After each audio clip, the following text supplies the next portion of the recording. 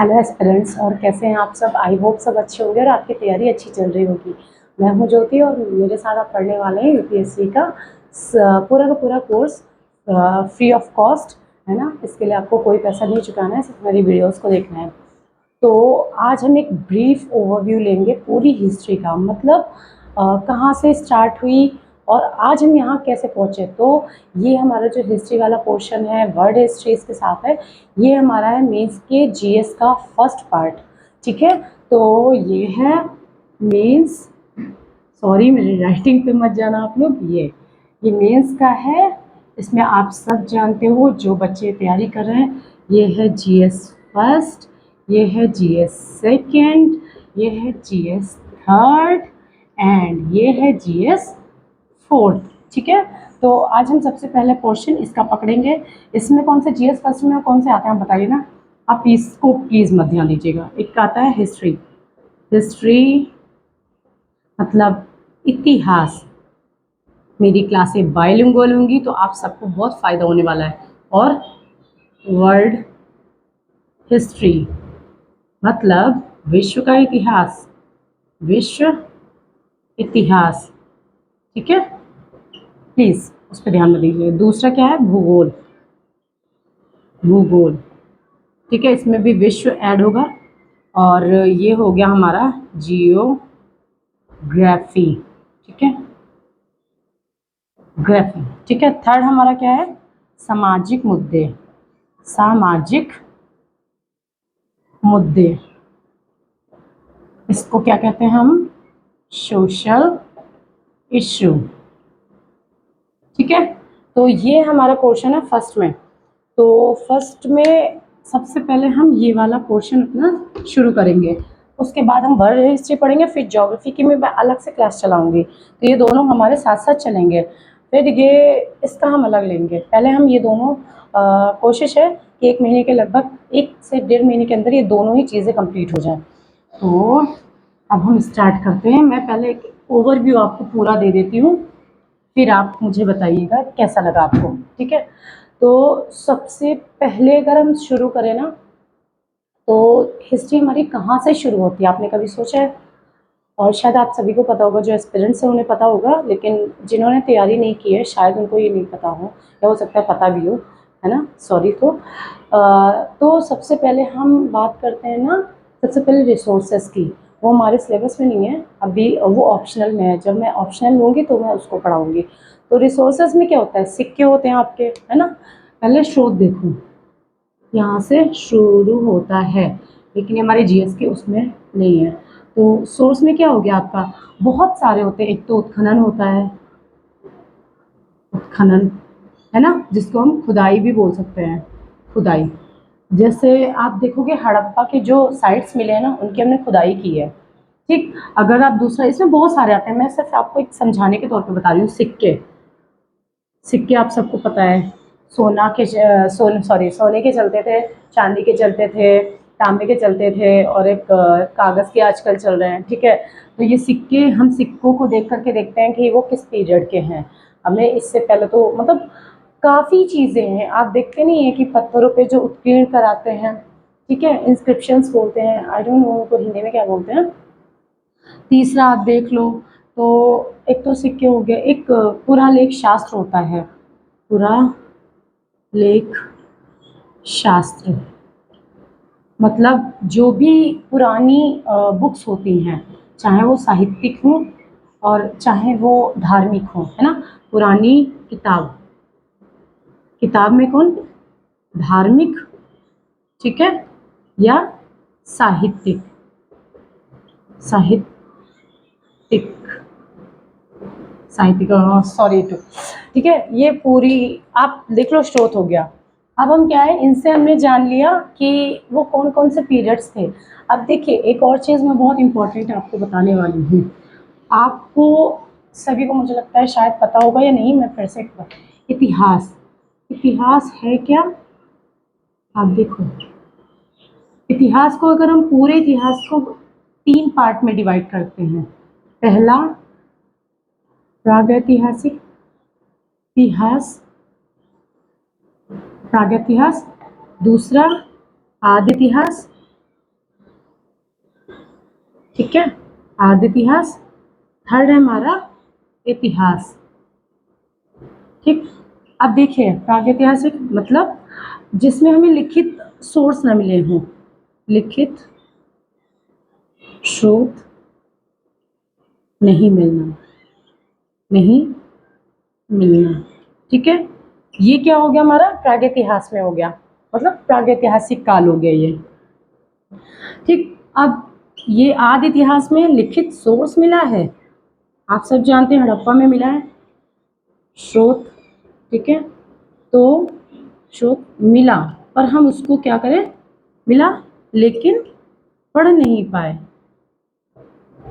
पढ़ नहीं पाए।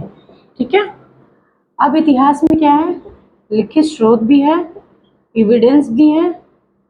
ठीक है, स्रोत हमने पढ़ लिया, उसको पढ़ लिया है, और बहुत सारे हमें ना इसके और भी सोर्सेज मिल गए। तो आप ये देख लो, इतिहास है, प्रागैतिहास, आदि इतिहास, इतिहास। लिखित स्रोत नहीं मिला, लिखित स्रोत मिला हमने पढ़ नहीं पाए हम उसको। अब इसमें कौन से आ जाएंगे, सबसे पहले आपका जो आएगा वो आएगा stone age, sorry stone age मतलब आपका पाषाण काल। आप देखेंगे सिवाय पत्थर के औजार के हमें कुछ नहीं मिला है इसमें। आप देखेंगे तो हड़प्पा, हड़प्पा काल। ठीक है, अब इसमें आप देखेंगे तो वैदिक से लेकर के, वैदिक से लेके और आज। ठीक है, आ गया समझ में। अब हम और चलते हैं, आ गया ना आपको इतना समझ में। अब देखिए, अब आपने ये कर लिया, अब हम शुरू करते हैं अपना एक ओवरव्यू, वो भी ब्रीफ वाला। अब आप देखो, सबसे पहले ना आप सब जानते हैं कि जो मानव था वो एक बंदर था, है ना, एक जानवर था जिससे शायद थोड़ा बहुत ब्रेन होगा। उसने जंगल से निकल करके ज़मीन पे आया, ज़मीन पे आके धीरे धीरे उसका डेवलपमेंट हुआ। ऐसा नहीं कि वो एक दिन में आया और दूसरे दिन होमो सेपियंस बन गया, ऐसा नहीं था। जो हमारे पूर्वज थे वो बोलते ना बंदर थे, तो वो धीरे धीरे कई सौ साल लगे उन्हें ये समझने में कि हमें खेती करनी है, हमें पशुपालन करना है, हमें मत्स्य पालन करना है, मतलब हमें मछली पकड़ना है, खेती करनी है, या फिर हमें जानवरों को पालना है। तो ये कई सौ सालों में स्टार्ट हुआ। तो आप देखिए जो स्टोन एज होता है ना, आप देखेंगे पाषाण काल। पाषाण आप जानते हो कि क्या होता है, पत्थर। ठीक है, तो आप इसको देखेंगे तीन पार्ट में। कौन सा, पूरा पाषाण, पूरा पाषाण, पूरा पाषाण काल। ठीक है, और उसके बाद मध्य पाषाण काल, पाषाण काल। ठीक, अब पाषाण काल, आप नौ पाषाण काल से देखते हैं। एक मिनट, अब देखिए यहाँ पे क्या हुआ, पूरा पाषाण से हम क्या थे कि एकदम यू नो कि मतलब हम कुछ समझते नहीं थे, कुछ हमें पता नहीं था। लेकिन हम यहाँ से जब तक हम यहाँ गए ना, हमें आग जलाना भी आ गया, हमें खाना बनाना मतलब मीन्स जो आग में हम खाना जला करके भून करके खाने लगे, पशुपालन भी करने लगे, मतलब पशुओं को पालने लगे, हम खेती भी करने लगे। ठीक है, ये सारी ही चीज़ें स्टार्ट हो गई। अब आप देखिए स्टोन एज से हम निकलेंगे तो कहाँ चलेंगे, स्टोन एज से निकले हम चले नवपाषाण, नवपाषाण काल पे आए, ये भी इसी का एक पार्ट है। ठीक है, जो थर्ड पार्ट था, थर्ड पार्ट था। ठीक है, इसके बाद हम क्या होंगे और डेवलप होंगे, हम आएंगे हड़प्पा में। हड़प्पा में क्या है, हड़प्पा काल मतलब यहाँ पे आप इसका एक हड़प्पा काल जब पढ़ेंगे तो देखेंगे कैसे उन्होंने एक मतलब एक वेल जो कॉलोनी होती है ना, कि पानी निकालने का जो नालियों की व्यवस्था होती है वो बहुत अच्छी थी। इनके घर पक्की ईंटों के बने थे और एक स्पेसिफिक पैटर्न में बने थे। ये सारी चीज़ें आप देखेंगे। फिर हम चल के जाएंगे कहाँ, आप उसी समय, ये तो नॉर्थ में चल रहा है। ठीक है, आप देखेंगे जितनी भी नदियाँ होती हैं ना, गंगा नदी है, सरस्वती उस समय थी। ठीक है, और सिंधु, इसके आसपास के एरिए में ये आपको मिलेगा।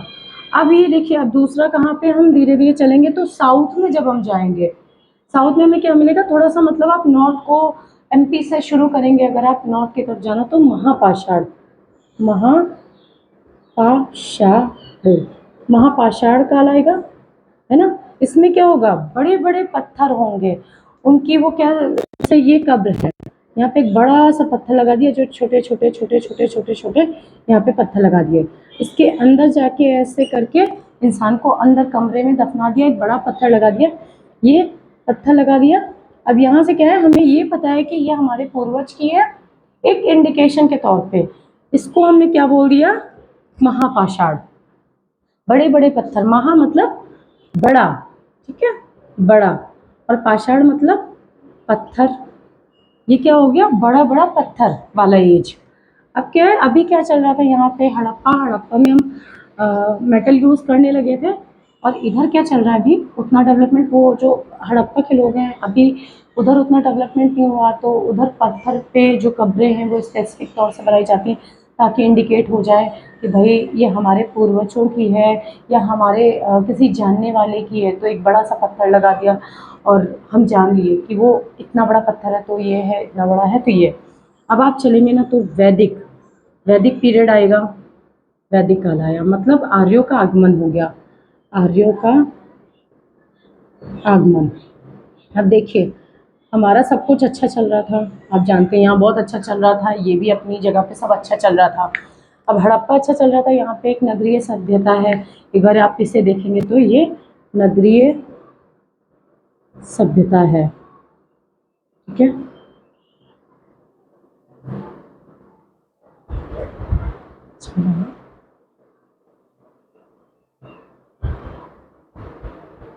ये एक नगरीय सभ्यता है। अब आप जब देखेंगे तो ये एक आएगी गांव, जैसे एक गांव होते हैं ना उस तरह की ग्रामीण सभ्यता जिसे कहते हैं, ग्रामीण सभ्यता, ठीक है।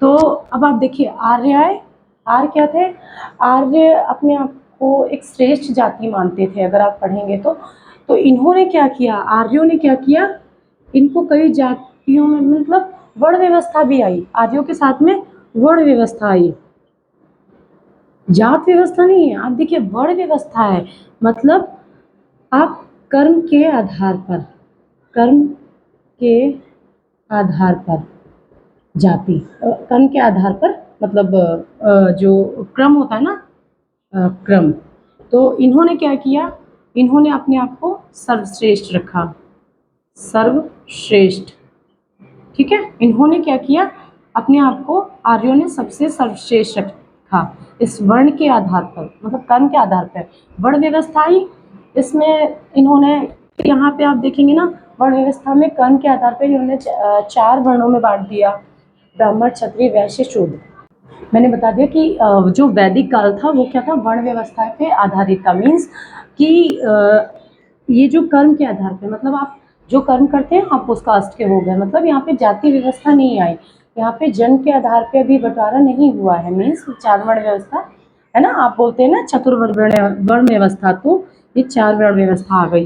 और यहाँ पे क्या है, यज्ञ देखेंगे आप, और बलि देखेंगे, ठीक है, और यहाँ पे गाय को पूजनीय मान्य रखते हैं, गाय को पूजनीय, पूजनीय मान्य रखते हैं, ठीक है।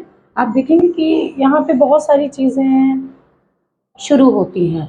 अब आप देखो ये सारी चीज़ें शुरू हो गई, आप जो इंडस वैली वाले लोग थे, आप कह सकते हैं, या जो भी थे, ये जगह जगह बिखरे पूरे देश में, तो आप नॉर्थ ईस्ट में भी देखेंगे, एमपी के अंदर अंदर नॉर्थ ईस्ट, मतलब यूपी, अपना राजस्थान, और ये मध्य प्रदेश, उत्तराखंड, और इन सब जगह पे आप देखेंगे तो मतलब आप कश्मीर वाला एरिया थोड़ा सा भी छोड़ दीजिए क्योंकि वो काफ़ी ठंडा था, तो ये लोग ज़्यादातर आप देखेंगे जो भी चीज़ें चल रही हैं वो नदियों के आसपास चल रही हैं जहाँ पानी का रिसोर्सेज है।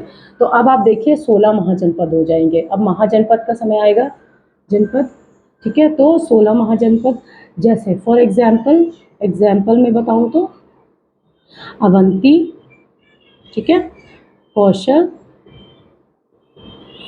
और मगध। अब क्या है, मगध में आप देखेंगे तो बिम्बिसार होता है, ठीक है। अब ये क्या करेगा, ये कुछ तो शादी के जरिए, ठीक है, अपने आप को मजबूती देगा, फिर उसके बाद कुछ जब